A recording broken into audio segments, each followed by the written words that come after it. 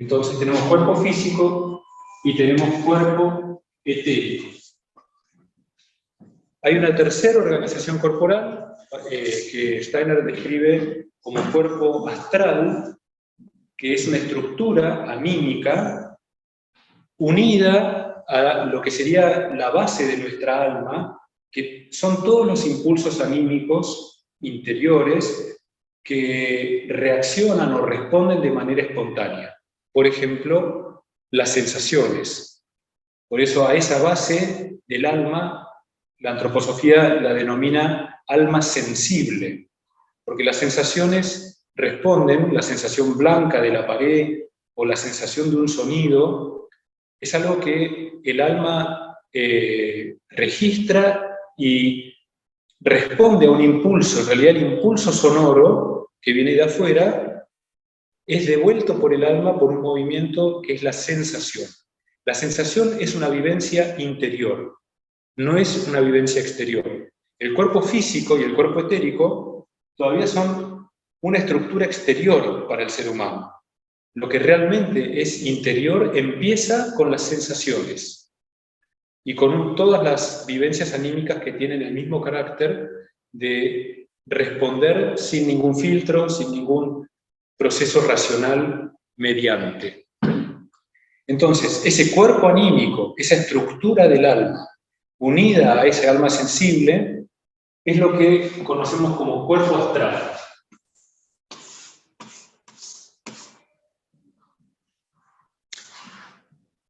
Ese cuerpo astral todavía es una envoltura de nuestra individualidad espiritual. Nuestra individualidad espiritual, nuestro centro como seres humanos, es lo que la antroposofía denomina yo. El yo vive en el alma y el cuerpo astral es un vehículo para el yo. Toda esta estructura que hoy tenemos viene evolucionando desde hace mucho tiempo, pero si tomamos los últimos 10.000 o 8.000 años, vamos a ver que existían grupos muy grandes de seres humanos que tenían un alma única, un alma grupal. Por ejemplo, en Egipto, todo el pueblo egipcio era comandado por un faraón, que era como el yo de todo ese pueblo, y todo ese pueblo respondía como si fuera una sola alma. En esa época, esa alma grupal enorme respondía a la lengua, al idioma. Cada grupo de personas que hablaban una misma lengua, un mismo idioma, se reconocían como un organismo anímico.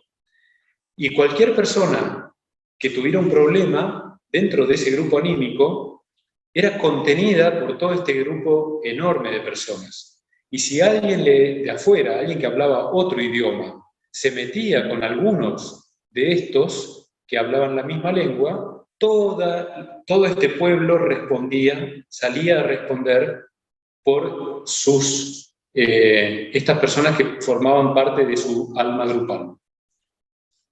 Más adelante, en Grecia, ya mucho más cerca, hace 3.000 años, Grecia es un grupo de personas que hablan la misma lengua, pero que se empiezan a dividir en naciones, Esparta, Atenas, Micenas, es decir, empieza a haber naciones adentro de estos grupos, que a pesar de hablar la misma lengua, si un espartano le hacía algo a alguien de Atenas, todo Atenas lo defendía.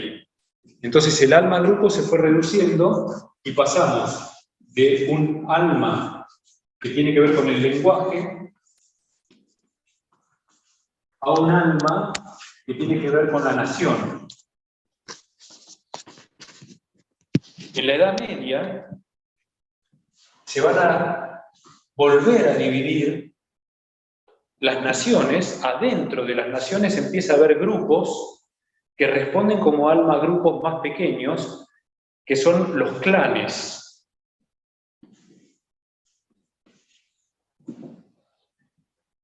Y ya llegando al Renacimiento y hasta nuestra época, hasta el siglo XX, dentro de los clanes lo que va a haber una nueva división, que son las familias.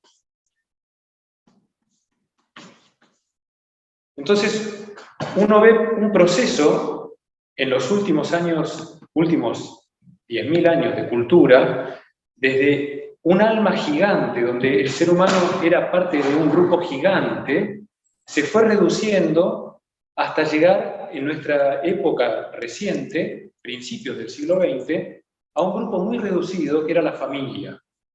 Y realmente hasta principios del siglo XX era muy importante el apellido de una persona. No era lo mismo ser un Balcarce, un Ochoa, que ser Juan Pérez, para conseguir trabajo, para estudiar, porque uno sabía que tenía un respaldo en la familia, como tenían antes los griegos en Atenas o los clanes. Pero la verdad es que hoy ni siquiera eso existe. Hoy, ya en la segunda mitad de a partir de la segunda mitad del siglo XX y en todo el siglo XXI, estamos parados sobre nuestros pies. Y a nadie le importa de qué familia vengo, ni de qué nación, sino que lo que importa va a ser mi experiencia, mi cuenta bancaria, mis antecedentes. Es decir, cada uno ahora responde por sí mismo. Y esto lo podemos ver como nuestra época, la época donde el yo tiene que madurar y ser el conductor de nuestra vida.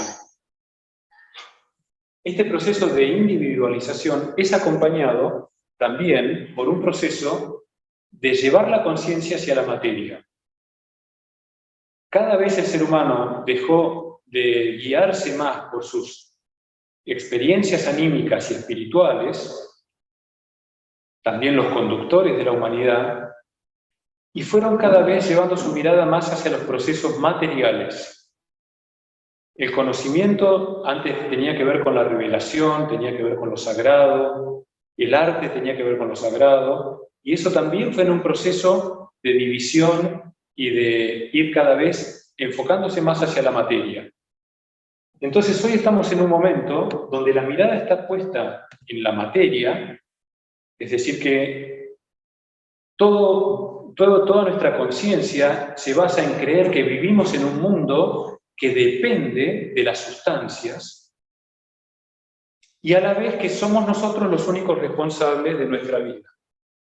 Que eso es una realidad. Es decir, que somos los responsables de nuestra vida, lo pensemos o no lo pensemos, no importa, es una realidad. Nosotros somos los únicos responsables de nuestra vida. Y cuanto antes nos hagamos cargo, mejor. Ahora, que el mundo depende de la materia no es una realidad. Es una verdadera farsa. Si miramos este proceso, esta pirámide, pareciera que la evolución terminó, o que está llegando a su fin. Pero en realidad hay un nuevo comienzo.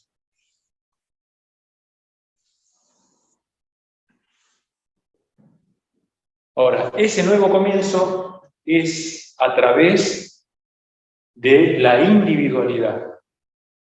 Desde el yo hacia la familia, desde el yo hacia el grupo más cercano, a los grupos de familias, desde ahí a las naciones, y desde ahí a toda una lengua, y desde ahí a la humanidad. Y eso es mucho más rápido que estos miles de años que hablamos ahora, y mucho más urgente para nosotros. En ese punto aparece la dificultad de las adicciones con el peso que tiene para nuestra cultura. Que tantas personas pierdan la conducción de su vida y coloquen su felicidad en un equipo de fútbol o que coloquen su felicidad en algo que no depende de ellos, ¿no? Si gana un equipo de fútbol o pierde, es algo que no depende de mí. Entonces, en definitiva, yo voy a estar contento, voy a estar triste por algo que no tengo nada que hacer, solamente cruzar los dedos y hinchar por un equipo.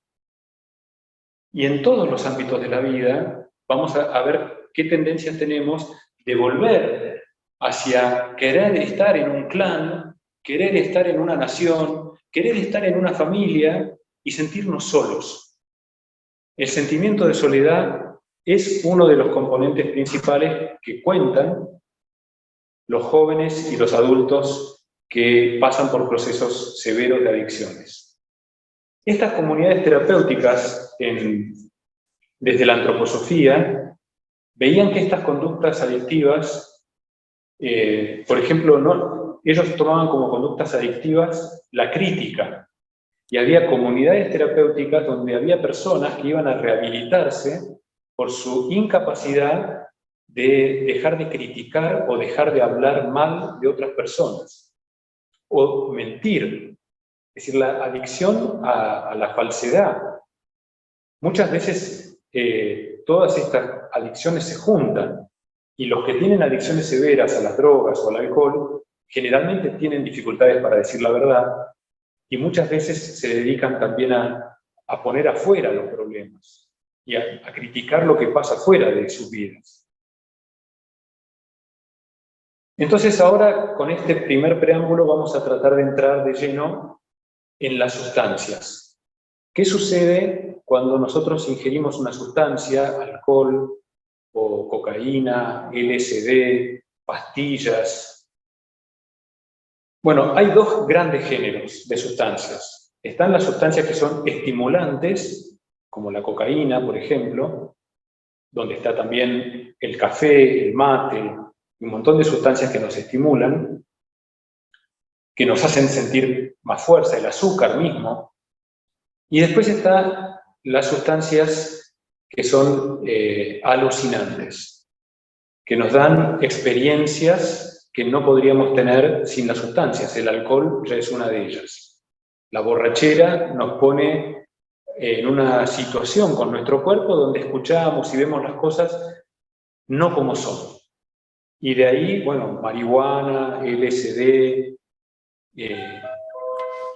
son todas las adicciones y las drogas alucinógenas. ¿Qué es lo que sucede en el cuerpo cuando ingerimos estas sustancias? Lo que sucede es que es un proceso de intoxicación.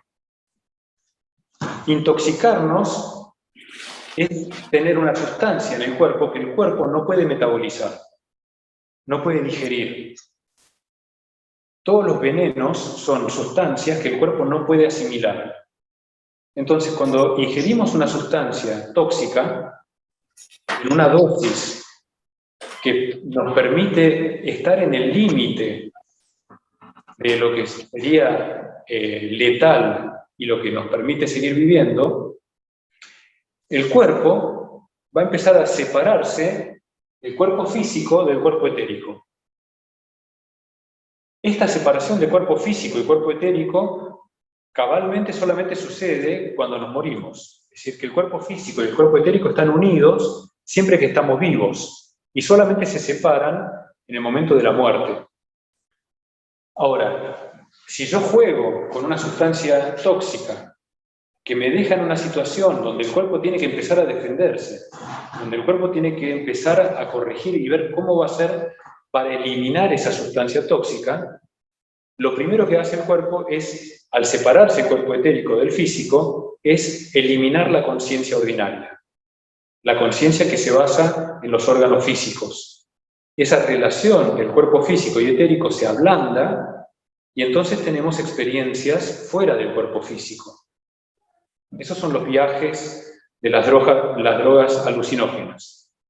Y se juega en ese límite en el que el cuerpo etérico se desprende del cuerpo físico. Es un desprendimiento parcial, porque si fuera un desprendimiento real, la persona tendría una sobredosis y no se volvería a despertar. Entonces, principalmente tenemos este problema de asumir que somos los responsables de nuestra vida Y entonces buscar a través de una sustancia sentirnos como un yo, el azúcar, el mate, la cocaína, son sustancias que nos hacen sentir a nosotros, nos estimulan y nos hacen sentir como si fuéramos una individualidad sin haber alcanzado a hacerlo, sin llegar realmente cabalmente a hacerlo. Y por otro lado tenemos estas otras drogas que nos muestran que el mundo es más que sustancia. Cuando nosotros tenemos una percepción en una borrachera o a través de la marihuana, tenemos una percepción de sonidos, de colores, de vivencias, que sabemos que no son físicas, que sabemos que no dependen de nuestra organización física y que no la podríamos tener sin ese estado de borrachera o de alucinación, se nos abre un mundo que no es físico y que no se percibe con el cuerpo físico. Entonces, esta negación de lo espiritual que tiene el materialismo de nuestra época y este desafío de pararme sobre mis pies son los dos grandes pilares que llevan a los jóvenes y a los adultos a buscar en la droga algo que me haga sentir, que me calme esa angustia, que me haga sentir como una verdadera persona y que me diga que en realidad el mundo no es solo materia. Además, cada vez, desde el siglo pasado, cada vez son más las personas que nacen con una predisposición a poder percibir más allá de lo físico.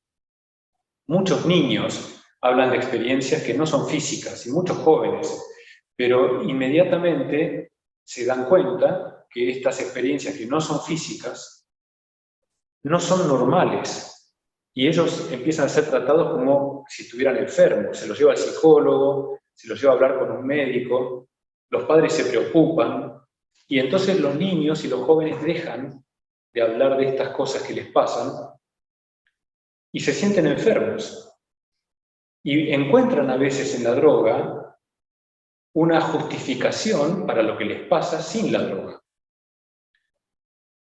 Esto yo lo escuché de terapeutas, de comunidades terapéuticas en otros países, y me sucedió a mí mismo. Estando de guardia en la comunidad terapéutica una noche, un joven de 16 años no podía dormirse, se levantaba, volvía, lo veía caminando. Entonces lo invité a tomar un mate al lado del río y a charlar un poco con él.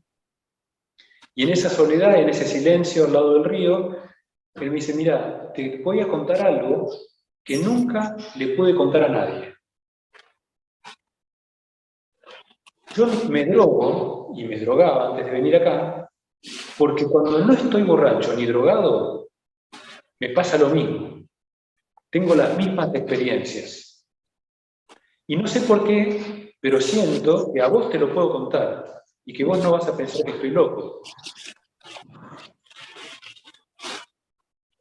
Entonces nos pusimos a charlar acerca de esas experiencias que él tenía, de sonido, de imágenes, y concordaban totalmente con las experiencias que tiene una persona que logra, a través de un camino como la antroposofía, desarrollar órganos de percepción suprasensible.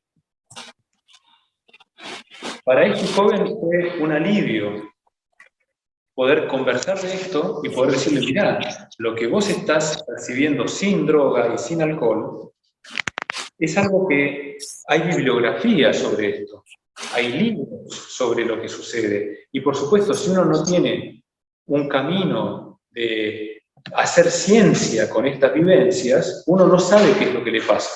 Y si para colmo, todo el entorno en el que yo me muevo me trata como si estuviera enfermo, entonces yo mismo me siento enfermo.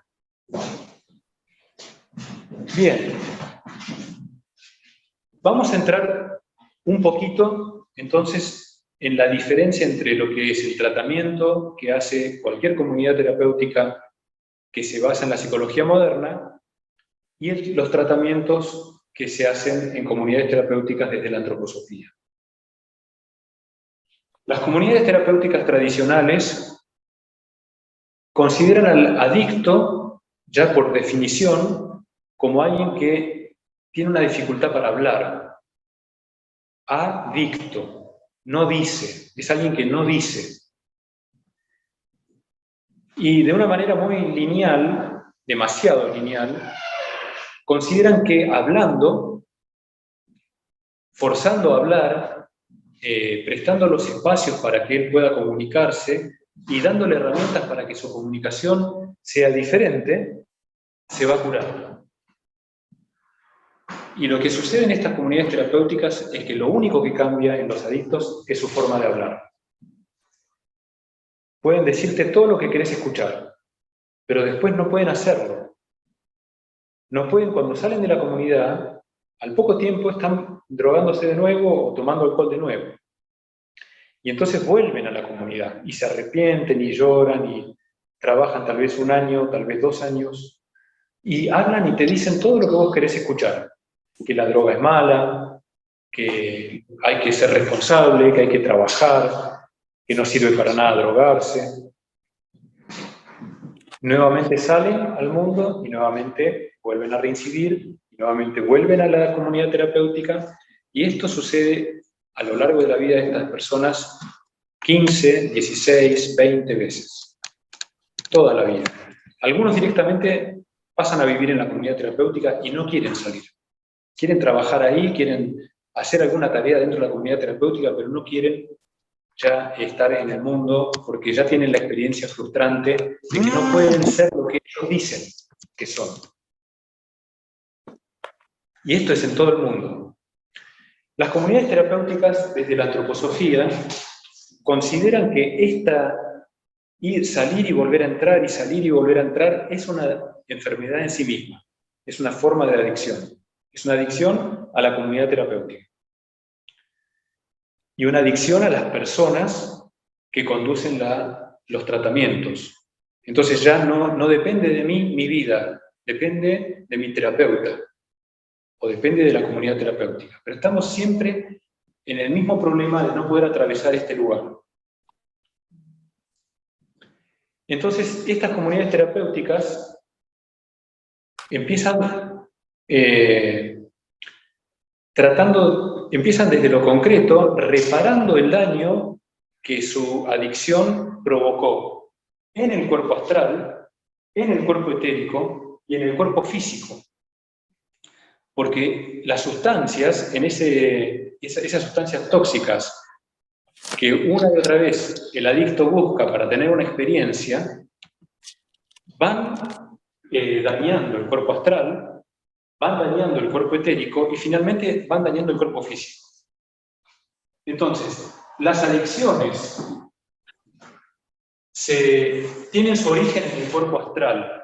El cuerpo astral es donde tenemos los deseos. Es donde tenemos las pasiones, es donde tenemos la angustia, donde tenemos el miedo, es donde tenemos la incertidumbre. Y el cuerpo astral está todavía siendo el que nos da la vivencia de que somos un individuo, un ego. Es decir, que antes de que logremos realmente hacernos cargo de nuestra vida como un yo, como un ser espiritual que se hace cargo de sus actos, de sus pensamientos, de sus sentimientos, mientras esto no acontece, el ser humano le dice yo a otra cosa que en realidad es el cuerpo astral. Su vivencia de individuo es su persona. Entonces uno puede decir barbaridades como, por ejemplo, yo a mi vecino le partiría un palo por la cabeza porque me estaciona el auto en la puerta. Eso no es así. Yo, si realmente me refiero a mi ser espiritual, jamás podría partirle el palo en la cabeza a nadie. Ese no soy yo. Yo me comería 8 tortas de chocolate. Yo mañana, en vez de ir a trabajar, me tiraría a descansar. No soy yo. El verdadero yo, si tiene una responsabilidad y tiene un trabajo que hacer, jamás podría hacer otra cosa. Ese es el verdadero yo. Pero nosotros le decimos yo al cuerpo astral. Entonces, en el cuerpo astral, en el cuerpo de los deseos, yo creo que soy libre si hago lo que tengo ganas. lo que deseo. La libertad es otro tema. Yo soy esclavo de mis deseos. Entonces, el cuerpo astral, todavía cuando la adicción está en el cuerpo astral, está en el ámbito del consumo. Una persona que consume sustancias que lo alivian, todavía, digamos que la adicción está en el ámbito del cuerpo astral.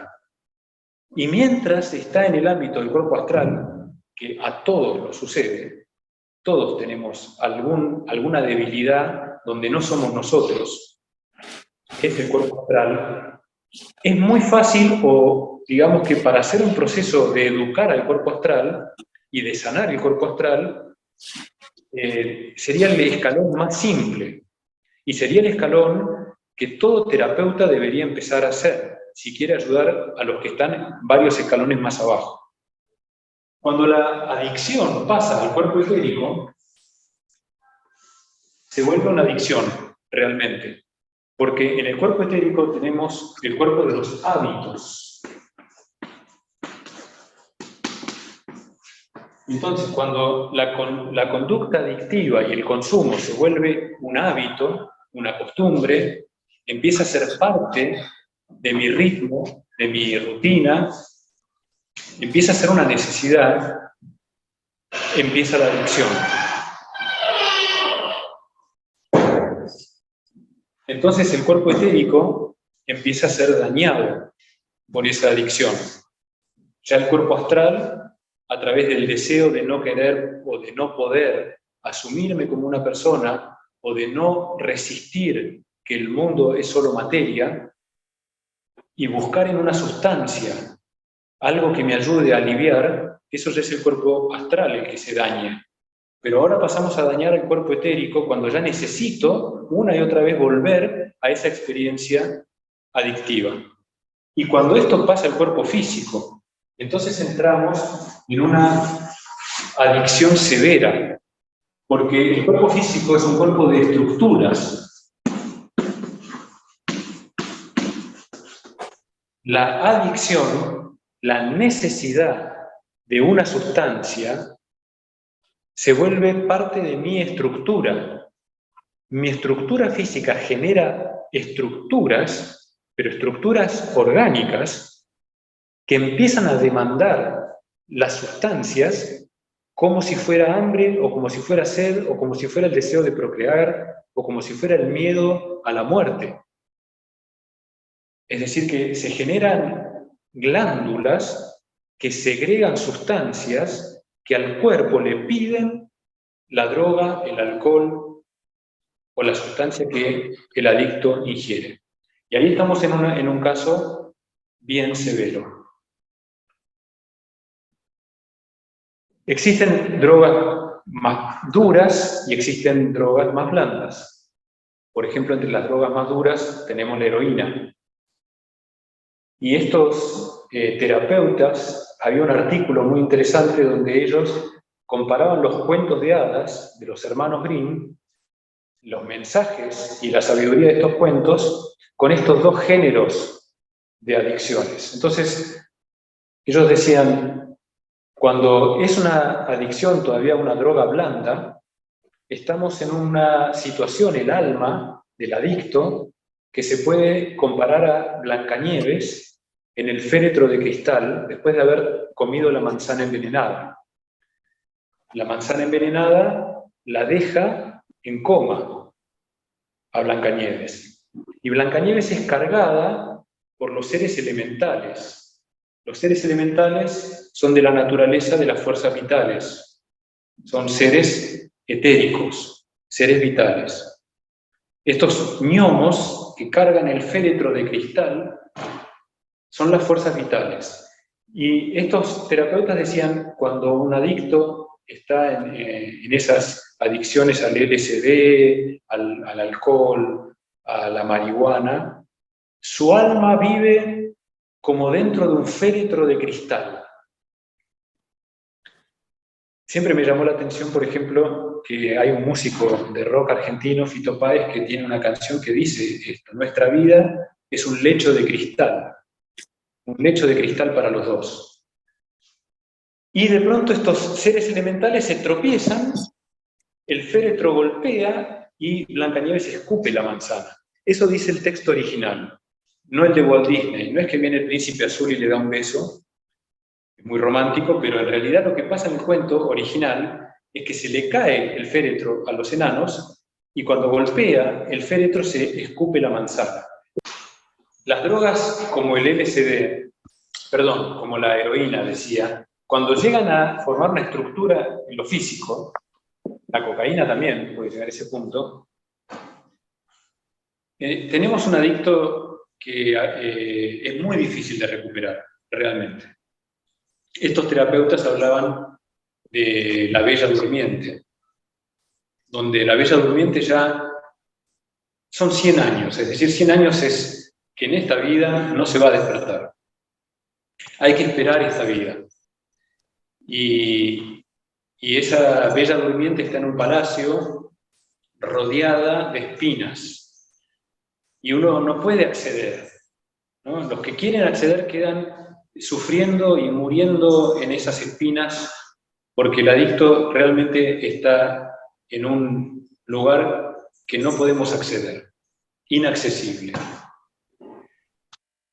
Pero realmente son casos extremos. Y ahí también el terapeuta puede trabajar, pero puede trabajar para la próxima vida, no para esta vida.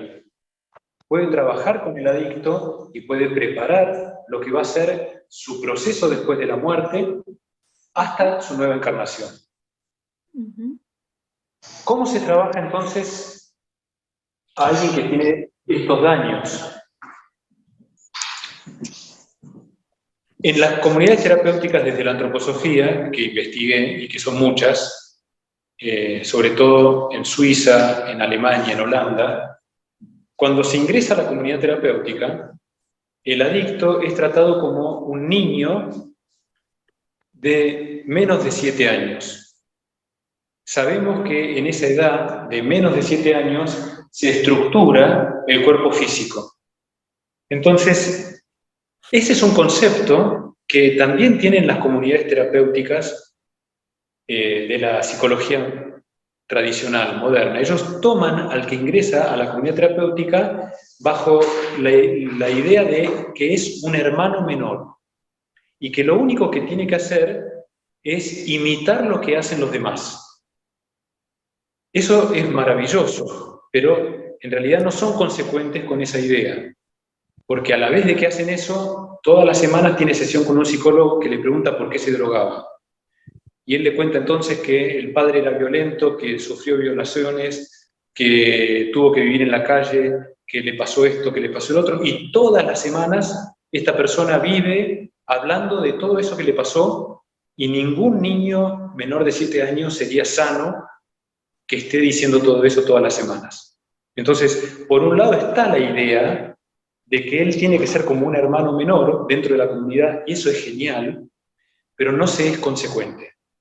En las comunidades terapéuticas desde la antroposofía se es consecuente. No se le pide nada. Se le dice, mira, este es tu hermano mayor, alguien que ya hace tiempo que está en la comunidad terapéutica. Puede ser que hace 1 año que está, o 2, o 6 meses. Pero es alguien que ya está parado en otro lugar. Le dice, bueno, mira, sos mi hermano menor, mira, esta es tu cama, mira, nosotros hacemos la cama así, y le hace la cama. Acá está la cocina, acá comemos, le levanta el plato, le lava el plato, le dice, vení, acompáñame, yo voy a lavar mi plato y el tuyo, y el otro mira, y no se le pide nada. Es un hermano menor. Hasta que en algún momento dice, pará, déjame que yo me lavo el plato, para la cama me la hago yo.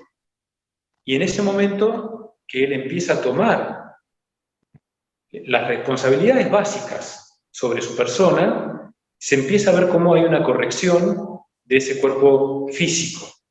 Es decir, hay una reestructuración en lo físico que parte de la imitación.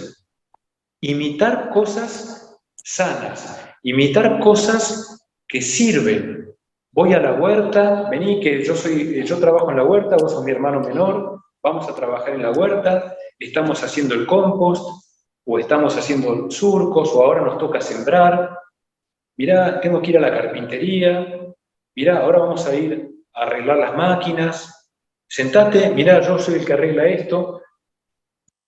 Y lo único que hace el que ingresa es acompañar actividades que sirven para algo, actividades que son útiles y de alguien que puede hacerlas, como si fuera un niño pequeño. Y espontáneamente en él, en la medida que se va corrigiendo y que se va sanando su estructura física, surge el deseo de imitar, de poder imitar lo que hace mi hermano mayor. En una segunda etapa, entonces se pasa a una recapitulación de lo que es el segundo septenio, entre los 7 y los 14. Entonces se relaciona, ya no tiene más un hermano mayor.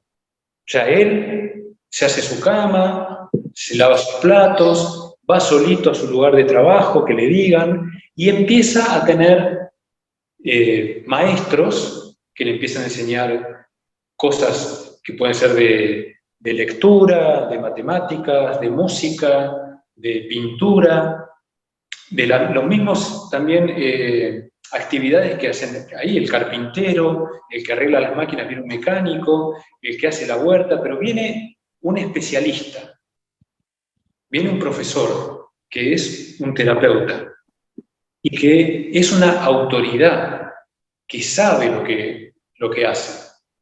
Entonces, estar en contacto con una autoridad que me da la confianza de que yo puedo hacer lo que él me dice y aprendo, estamos recapitulando los 7, los 8, los 9, los 10, los 11 años, que es la edad donde el ser humano estructura su cuerpo etérico.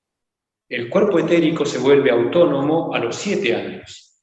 Hasta los 7 años nuestro cuerpo etérico está tan ocupado con la formación del cuerpo físico que no tenemos un cuerpo etérico a disposición, autónomo. Seguimos todavía usando el cuerpo etérico de nuestra casa, de nuestra mamá. Entonces, cuando a los 7 años recibimos nuestra autonomía etérica, empezamos a desarrollar ese cuerpo etérico. Y eso es lo que se recapitulea, digamos, mal dicho, se recapitula en ese segundo septenio, en esa segunda fase de un tratamiento en una comunidad terapéutica. Es fundamental el ritmo, ya desde el principio es fundamental el ritmo, ya desde que ingresa a la comunidad terapéutica, que se cumplan los horarios, que se coma a determinada hora, que se acueste a determinada hora, que tenga tanto tiempo de sueño, que los momentos para aprender son estos, los momentos para disfrutar son estos, para jugar son estos, para descansar son estos.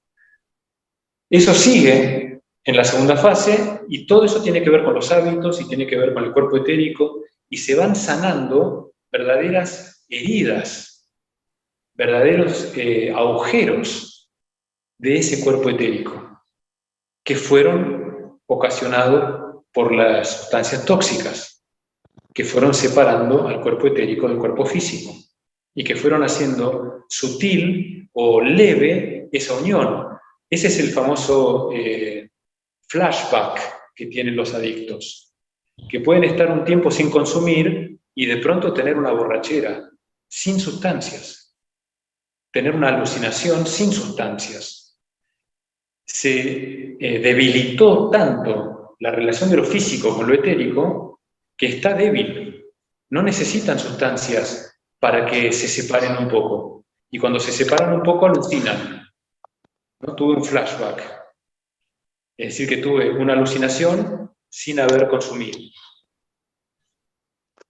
Por último, se entra en la última fase, que es la reconstitución del cuerpo astral. Entonces, ahí se vuelve a hacer un recapitular esa edad que va desde los 14 hasta los 21. Las emociones, los deseos, todo lo que tiene que ver con la capacidad de amar, que surge a los 14 años físicamente con el desarrollo sexual, pero que en realidad es una capacidad de amar en todo nivel. Entonces es la edad en la que lo ideal es mirar hacia el mundo, mirar hacia las distintas manifestaciones de los seres humanos. Y también en la comunidad terapéutica, el que ya entra en esa tercera fase, se lo invita a dirigir la mirada hacia todas las manifestaciones de lo que sucede en el mundo, interesarse por los demás, interesarse por lo que sucede en un barrio humilde, ampliar la mirada y estimular la capacidad de amor, la capacidad de compasión hacia donde se pueda, hacia lo más lejano que se pueda llevar. Recién, una vez que esta persona pudo realizar todo esto, que puede llevar de 6 meses a 2 años y medio, según el caso, pero cuando realmente uno ve que ya puede mirar hacia los demás, que ya puede mantener un hábito sano, que puede ser responsable de sí mismo, que puede tratar con amor y con cariño y con dedicación a los hermanos menores, entonces recién por primera vez el terapeuta se sienta con él y le dice: ¿qué te pasó? ¿Por qué te drogaste? ¿Por qué te fuiste de tu casa? ¿Por qué hiciste lo que hiciste? Es decir, que esto que sucede en una comunidad terapéutica tradicional, desde el primer día, acá se demora a que se recupere el cuerpo físico, se recupere el cuerpo etérico, se recupere el cuerpo astral. Son todas las actividades de la comunidad terapéutica van desde el hacer, desde las fuerzas de la voluntad, hacia las fuerzas del sentir. Se trabaja mucho con la tierra y se trabaja mucho con el arte.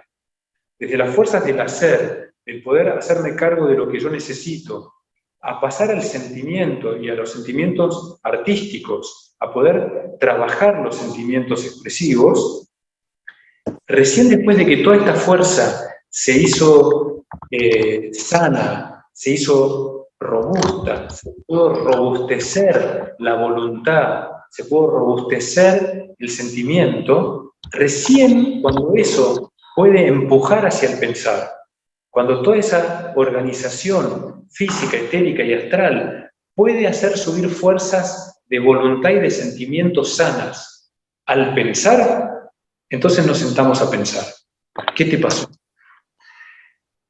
Y en ese punto, la experiencia que cuentan todos los terapeutas es que el paciente, que hasta ese momento era una maravilla, una persona adorable, un ejemplo de ser humano dentro de la comunidad terapéutica, en ese momento, cuando yo le pregunto por qué te drogaste y él me empieza a contar, entra en una crisis como no tuvo jamás. Empieza a tirar las sillas contra las paredes.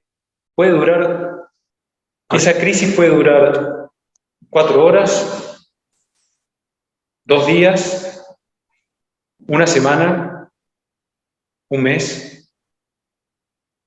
En cada paciente puede ser diferente.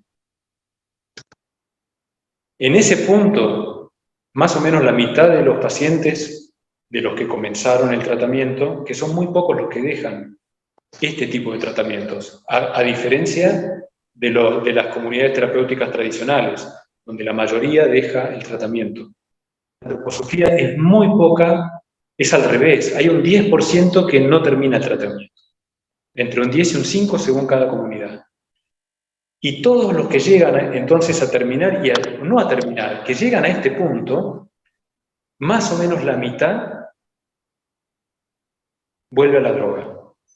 En algunas comunidades el 40% y en otras hasta más del 50% vuelven a drogarse. Y la comunidad terapéutica no los vuelve a recibir. Les dice: mira, yo ya te acompañé, hice lo que pude. Llegamos hasta el punto donde vos podías elegir, y elegiste volver a la droga. Busca otra ayuda. Pero si yo te recibo, te vas a volver adicto a este proceso. Te vas a volver adicto a los terapeutas de esta comunidad.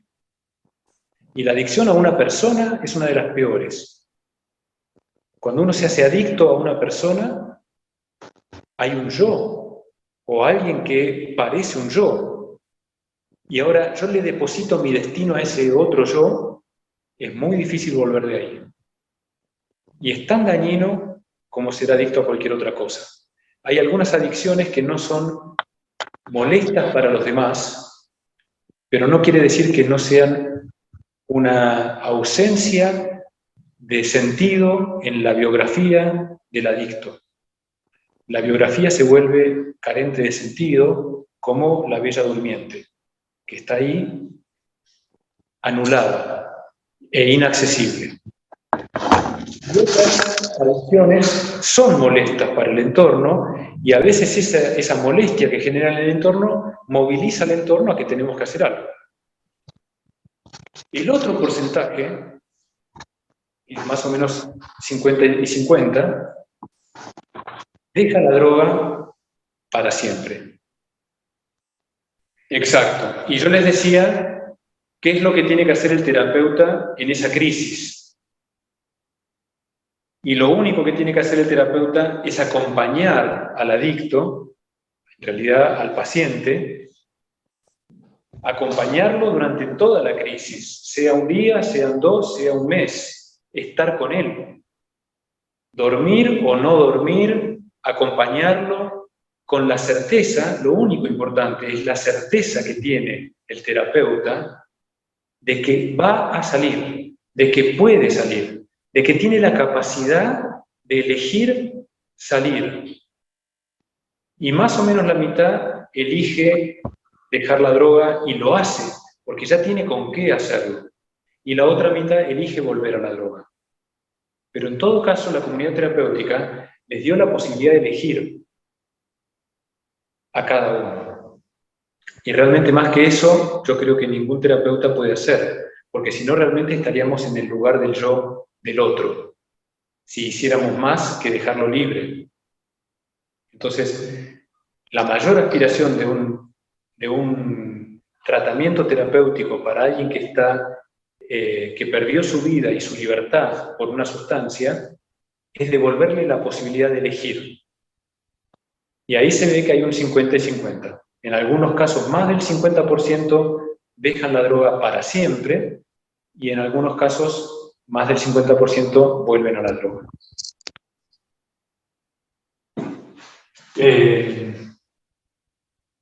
No sé si me estoy olvidando de algo importante, pero bueno, tal vez haya alguna pregunta o haya algo que no haya sido claro, me lo pueden preguntar ahora. Pueden activar si quieren el micrófono también.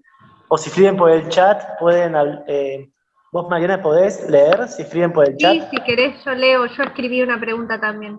Muchísimas gracias primero, Axel, por el re interesante, muy interesante. Yo lo que me surgía como pregunta recién era en el tema del proceso que no lo había escuchado, que me pareció genial, o sea, claro, con toda la lógica, ¿no? Ir restableciendo desde la voluntad al sentir y recién después, ¿no? Pero ellos, ¿cómo saben? Como que como todo, en cualquier persona va a ser diferente el tiempo, como dijiste vos, pueden ser 6 meses, 2 años y medio, lo que sea. ¿En qué se basan o cómo saben para realmente saber el momento en que esa persona está preparado ya para llegar a su yo y al pensar más libre? Porque me preguntaba, ¿no puede haber errores también ahí de que de alguna manera por ahí, si no en el momento, después esa persona se trunque el proceso y reincida y todo esto de que ya la comunidad no lo puede ya recibir? Como que es muy delicado, me imagino ese momento, como si tienen pautas para ver, me imagino. Desde ya. Bueno, y muchas gracias por esa pregunta que nos da pie justamente a lo central. Y antes de meterme en la pregunta, algo que me olvidé que es muy importante, que también es algo muy sabido, pero es importante siempre decirlo, no se puede, alguien no puede empezar un tratamiento terapéutico si no quiere. No tiene ningún sentido llevar a un adicto a una clínica si él no se quiere curar, o si él no se percibe como adicto, o si él está bien como está. Es decir, eso era muy importante decirlo. Lo más importante es cuando un adicto reconoce que necesita ayuda y pide ayuda. Por eso el título de esta charla era ¿cómo acompañar a alguien que nos pide ayuda? Pero no podemos pasar por la libertad del otro y decirle que necesita ayuda. Sí podemos tratar de ayudar a un adicto a que perciba que necesita ayuda. Y por ejemplo, si soy familiar de un adicto, no tendría que amortiguarle la caída, porque a veces, poniendo un almohadoncito antes de que se caiga cada vez que se va a caer, le evito la conciencia de que estoy mal, de que lo que me pasa no está bien. Y muchas veces los padres de un adicto nos duele tanto verlo mal que vamos atrás de él resolviéndole los problemas. Y en realidad no lo ayudamos a tomar conciencia.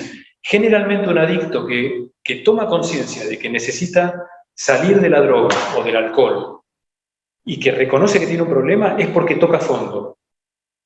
Nadie que no haya tocado fondo en esa situación pide ayuda. El tema es que tocar fondo puede ser muy diferente para cada persona. Una persona puede tocar fondo porque de pronto un día llega borracho a su casa y su hijo le dice: papá, qué raro que estás, no me gusta que estés así.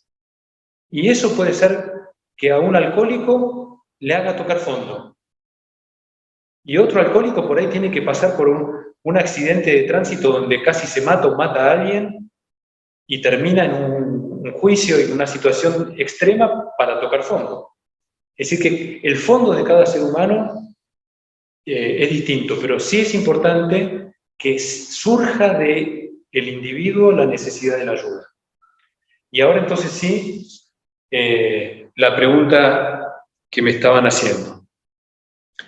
Y acá vuelvo a la situación del terapeuta, que el terapeuta tiene que sí o sí, si él tiene la vocación de ayudar a alguien que está en un proceso como estos, tiene que trabajar sobre sus propios pensamientos, sentimientos y sobre su voluntad. Él sí tiene que lograr ser un yo, un verdadero yo. Para eso tiene todo el camino interior que le propone la antroposofía. Estos ejercicios preliminares, 6 ejercicios preliminares, que empiezan por el control del pensamiento, poder controlar, ser el dueño de mis pensamientos, decidir qué es lo que voy a pensar, decidir si lo que estoy pensando vale la pena ser pensado, el control de mis actos, hacer lo que me parece que vale la pena hacer.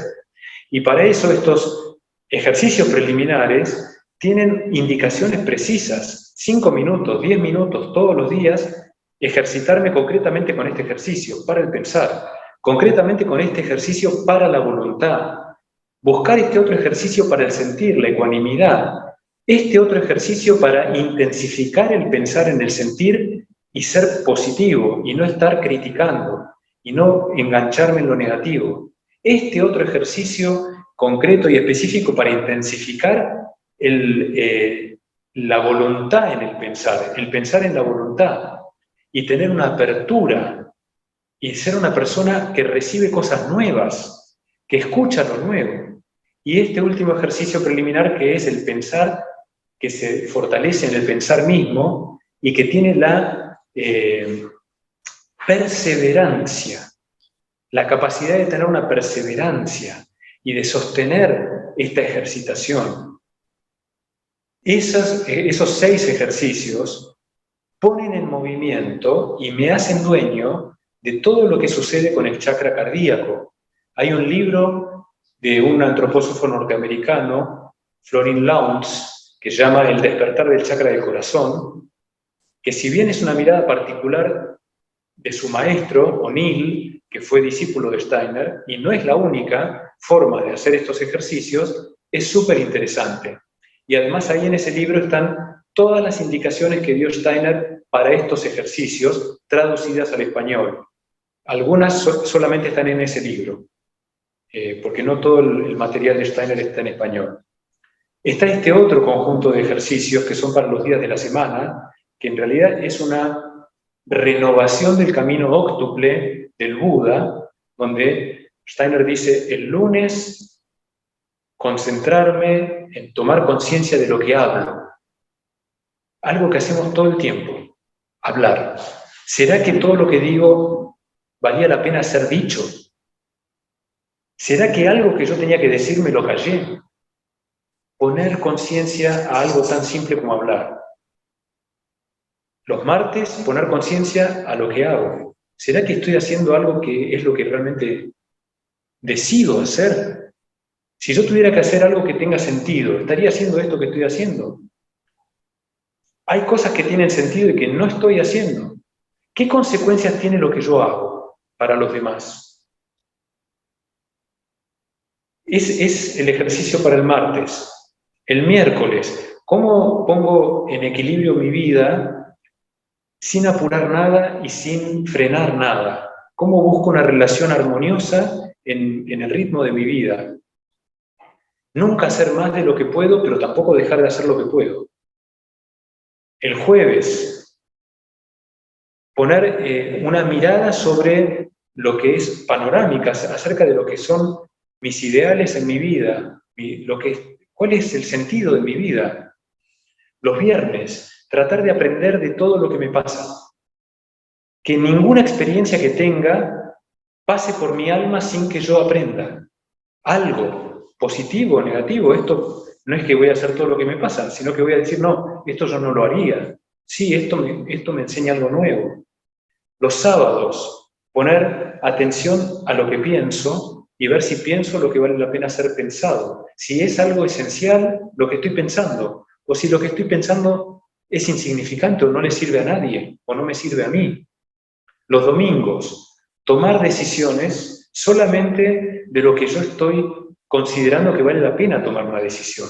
Hasta decidir si voy a salir a descansar o no, tiene que ser algo que tenga un sentido para mis ideales, para mi destino, para mi libertad como yo en la tierra, como ser espiritual en la tierra. ¿Qué vine a hacer a la tierra? ¿Cuál es mi destino? ¿Cuál es mi misión? Lo que yo hago, lo que yo pienso, lo que yo hablo, lo que yo digo, ¿están en consonancia con lo que vine a hacer a la tierra? ¿Estoy aprovechando esta vida que tengo?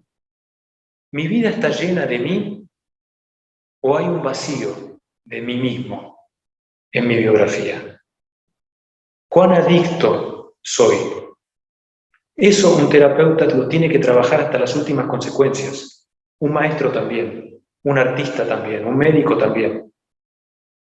Y por último, este segundo ejercicio de los 8 pasos, que lo van a encontrar en cómo se adquiere el conocimiento de los mundos superiores, tiene relación con el chakra de la laringe, un chakra muy poderoso de vivencias, lo mismo que el cardíaco, pero que en estos dos chakras que trabajan juntos y que nos dan sensaciones espirituales y capacidades de actuar en lo espiritual, no nos permiten conocer lo espiritual. Entonces, estos dos chakras no deberían trabajarse en profundidad sin antes o junto trabajar este ejercicio tan gigante y tan simple. Antes de dormir, tomar conciencia y tener la experiencia de que Dios está en mí. Tan simple como eso, y tan imposible de hacer como eso. No es decir, Dios está en mí, me voy a dormir. Tener una vivencia, tener una experiencia que siempre va a ser diferente, que siempre va a ser más profunda, que siempre me va a mostrar algo nuevo de mí y de la vida. La experiencia de que Dios está en mí. Y a la mañana, cuando me despierto, tener la vivencia de que yo estoy en Dios. Ese ejercicio tiene relación con el tercer ojo, que es el único que le va a dar luz y claridad a todas las vivencias espirituales. Un terapeuta tendría que trabajar con amor y con felicidad y con necesidad todos estos ejercicios todos los días y muchos otros ejercicios complementarios que amplían estos ejercicios para tener la capacidad de estar frente a una persona que me pide ayuda con la droga y poder percibir a dónde está su cuerpo físico. Estoy frente a alguien que necesita imitar lo bueno? ¿O estoy frente a alguien que ya puede tomar lo bueno porque hay una autoridad que le dice lo que tiene que hacer? Es algo que en los hechos externos uno puede tener una comprobación, pero en realidad a través del camino interior uno puede tener una vivencia y una percepción del cuerpo etérico y del cuerpo astral y del yo del adicto. Y es muy delicado ese momento, porque como decían recién, si yo me siento a hablar y llevo al adicto a esa crisis antes de que esté preparado, soy el responsable de haber perdido todo el trabajo que hicimos, porque no va a poder superar esa crisis. Y soy el responsable yo, como terapeuta, de haberlo llevado a ese lugar. Así que es bien delicado. Les puedo además completar con que uno nunca tiene la capacidad para realmente hacer lo que necesita otro ser humano. Uno solamente a través del amor y de la real dedicación, y ahí cada uno sabe hasta dónde estoy siendo consecuente con lo que me propongo para ayudar a otro ser humano, sea un alumno, o sea un adicto, o sea un paciente. ¿Estoy haciendo todo lo que yo tengo que hacer y puedo hacer? Cuando eso sucede y uno trabaja con amor y dedicación para otro ser humano, hay muchísima ayuda espiritual. El ángel, el ser espiritual que conduce a ese adicto y el que me conduce a mí, se encuentran. Y uno es mucho más un canal que un protagonista. Uno es protagonista en tratar de que el canal esté limpio. Ahí soy yo el que tengo que limpiar el canal. Pero cuando suceden cosas maravillosas como este día, que yo me senté con este joven en el río, y él me dijo, yo no sé por qué, pero siento que a vos te puedo contar esto. Y después de esa charla, ese joven no necesitó drogarse nunca más. No fui yo, pero sí fue mi dedicación y mi amor hacia esa tarea, lo que permitieron que algo más se encuentre con algo más que trajo ese joven ese día. Entonces, confianza en lo que puedo hacer. Y hay mucho para ser yo libre, para tratar de yo no ser un adicto frente al adicto, para llenar yo mi vida de sentido y llenarla de mí, que va a ser distinto en cada caso, no esperar que la vida del otro sea como la mía, o que el otro responda como respondería yo frente a las mismas situaciones. La riqueza de que cada uno es distinto, la riqueza de que cada uno tiene sus propias posibilidades. Es algo que nos maravilla y que siempre es un enigma. Este ser humano, ¿cómo va a hacer su proceso? Yo sé que tengo que trabajar con su cuerpo físico, etérico, astral, sé que nos va a ayudar la huerta, sé que nos va a ayudar que sea un hermano menor, sé que necesita arte, pero después no sé cómo lo va a hacer y qué va a necesitar cada uno, y dónde cada uno se va a quedar un poco más, y qué nuevo va a traer cada uno. Entonces uno se tiene que volver un artista y tiene que tener la capacidad de percibir lo que está pasando, no lo que dice el libro que debería pasar, lo que está pasando. El libro es el enigma de cada ser humano y el enigma de cada proceso. Entonces el terapeuta tiene que ser un gran artista. Y hacen falta cada vez más terapeutas que tengan una capacidad sensible, suprasensible. Que no estén viendo en lo físico cómo se manifiesta lo etérico y lo astral, y en sus actos, que estén mirando lo etérico a través de su propia organización etérica, que estén mirando lo astral a través de sus propios órganos de percepción astral, que hayan transformado su vida personal en una vida objetiva, que hayan transformado sus estructuras sensibles en estructuras que permiten percibir lo objetivo, etérico y astral. Gracias, Axel, súper claro y profundo. Sí. Porque cuando el terapeuta ya también está adicto a ayudar, también ahí hay un problema, ¿no? Como que no ve esa adicción, que hay mucha gente muy sensible a ayudar y termina también siendo un coadicto en ese deseo. Bueno, acá hay dos preguntas más que puedo hacer. Dice Carla, ¿el tratamiento es solo posible en comunidad? Y después otra que tiene que ver también, que pregunta si hay comunidades antroposóficas acá en Argentina. Bueno, que yo sepa, no hay comunidades terapéuticas antroposóficas en la Argentina, y que yo sepa no hay en Sudamérica. Hubo En Chile, ¿no? en Chile, pero no sé cómo está en este momento. Esa fue tal vez la única comunidad terapéutica desde la antroposofía, es la de Cuyuncaví, en Chile, cerca de Santiago de Chile. Tuvo una impronta muy fuerte de su fundador, que fue Claudio Rauch, y mientras Claudio Rauch estaba vivo, él conducía esa comunidad terapéutica, pero Claudio Rauch falleció, si no me equivoco, en el 2020, y sé que quedaron personas a cargo trabajando ahí, pero no sé cómo está el trabajo de la comunidad terapéutica. Y si es la única forma, eso para mí también es una pregunta. Yo creo que es una forma. Lo que sí hay que evaluar es que el adicto, cuando está dañado su organización, ¿cuál es la capacidad que él tiene por sí mismo de poder sanar? Es como si yo tengo una persona que la atropelló un auto y está toda lastimada, ¿la puedo tener en casa? Y bueno, yo tengo que ver hasta qué punto esa persona en mi casa va a curar las heridas, o hasta qué punto necesita aislarse de todo lo que pueda infectarla y de todo y tiene que ir a una terapia intensiva.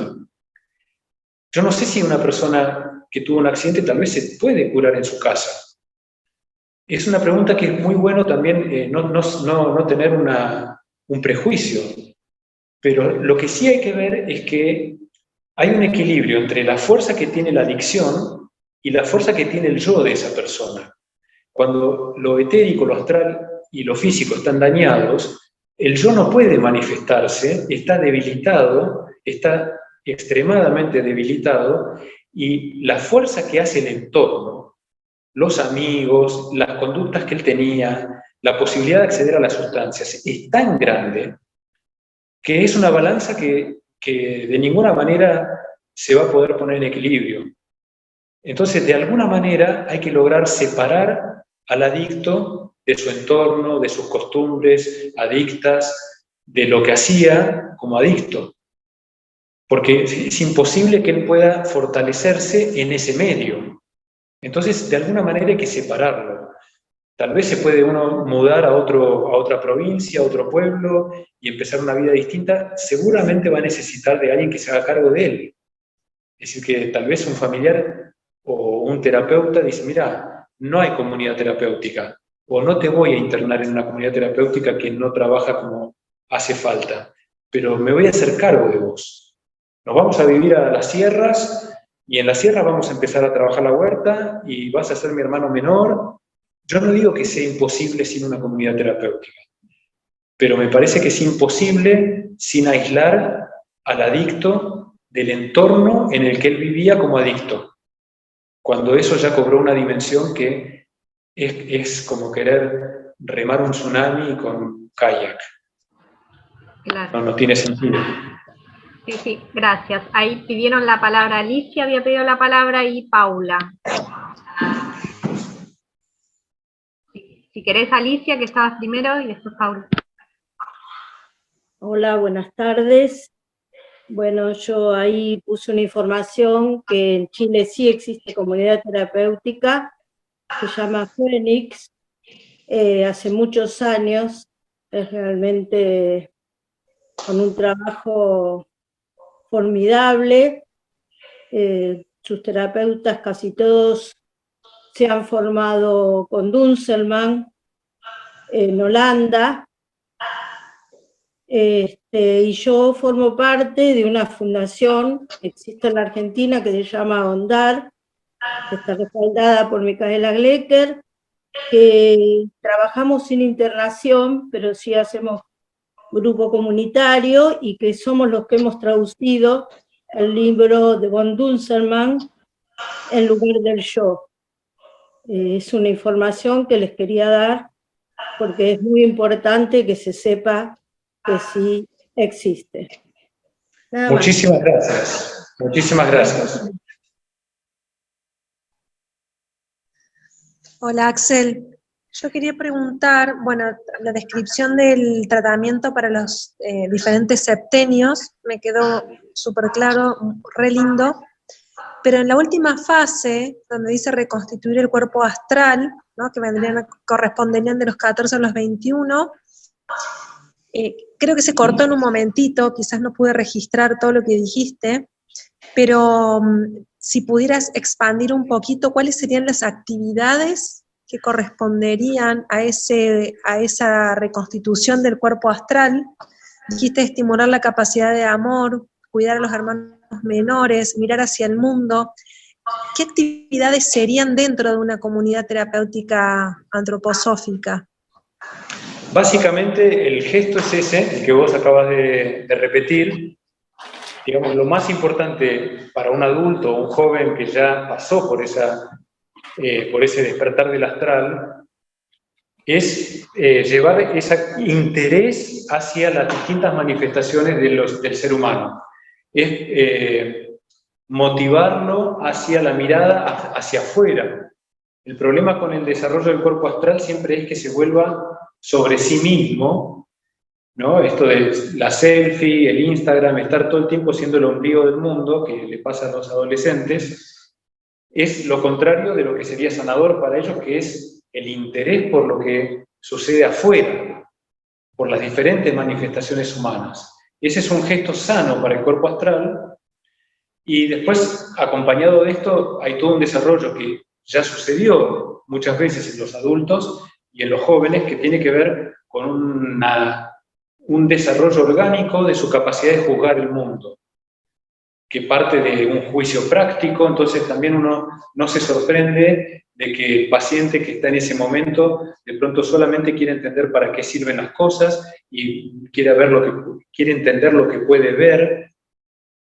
Es como, de nuevo, recapitular esa edad de los 15, 14 años. Y de pronto necesita pasar a un juicio más teórico, de decir, bueno, si esto es así, entonces tuvo que haber pasado algo que no veo. Y eso tiene que ver más con los 15, 16. Hasta llegar a ese juicio anímico de que yo pienso como se me da la gana, de que a mí esto me gusta y lo quiero pensar así, que es más el joven de 16, 17, tratando de acercarnos hacia el juicio autónomo. Ese proceso también se puede ver en esa etapa del cuerpo astral, que empieza a haber un interés por el mundo de juzgarlo de diferentes maneras. Bien, yo te pregunto porque yo soy profe en un cole y trabajamos con los juicios, ¿no? Depende de la edad. Pero en una comunidad donde, digamos, nosotros en el secundario lo que hacemos es, depende qué edad, ¿no? Entre los 14 y los 15, 15, 16, 17, 18, vamos haciendo actividades que tienen que ver con el afuera. Entonces, por ejemplo, esta mirada al mundo, podemos hacer, por ejemplo, pasantías. Tenemos primero pasantías agrarias, después tenemos pasantías laborales, después pasantías de servicio, y después en instituciones con jóvenes con discapacidad o con niños. ¿Cómo se llevaría esa mirada al mundo dentro de la comunidad terapéutica? Ahí es donde, ¿cómo sería qué cuestiones prácticas yo podría hacer con estos jóvenes dentro de la comunidad? Porque entonces el mundo está limitado por la comunidad, el mundo que yo le voy a mostrar, porque yo todavía estoy dentro de los 2 años y esos jóvenes que se están recuperando no salen al mundo afuera, ¿no? En realidad, en esta fase, ellos pueden salir. Y es muy bueno, y justamente, es muy bueno que puedan salir y que las salidas que hacen tengan un sentido. Y que tengan este sentido. Un sentido de poder ver la necesidad de los demás, de poder ir a un barrio carenciado, de poder ir a ver gente que, por ejemplo, está con tratamientos por otros problemas, o poder ir a una escuela para niños ciegos. Es decir, poder ver el dolor y poder ver la alegría y poder ver lo humano que se desarrolla en diferentes ámbitos. Y sí, pueden salir perfectamente, pueden hacer salidas con los terapeutas. Ya en esa fase ellos tienen que tener un intercambio con el afuera. Genial, muy claro, muchísimas gracias. Esto lo relaciono con algo que dijo la otra vez Mariano, que la etapa que no usar, ser usado, sino servir. ¿Para qué sirve encontrar el servicio? Digamos, el sentido de para qué puedo servirle a otro. Exactamente, exactamente. Que nace en ellos esto de ver que hay otros, esa compasión, ¿no? Que hay otros sufriendo y que ya no es tan importante estar todo el tiempo pensando en mi dolor, ¿no? Sino que... el sentido de exactamente, exactamente. Y además, cuando uno, por ejemplo, tiene la oportunidad de ir a un colegio para ciegos y de pronto ve un grupo de niños ciegos, muchas veces también carenciados, que están jugando a la pelota con un cascabel, que toman la merienda y que con cualquier cosa que uno les trae son felices y te abrazan y sonríen. Entonces uno ve esa fuerza del ser humano que se sobrepone y que puede sobreponerse a sus adversidades. Y para ellos es súper importante ver si otros pueden, ¿cómo yo no voy a poder con todas las posibilidades que tengo? Tal cual.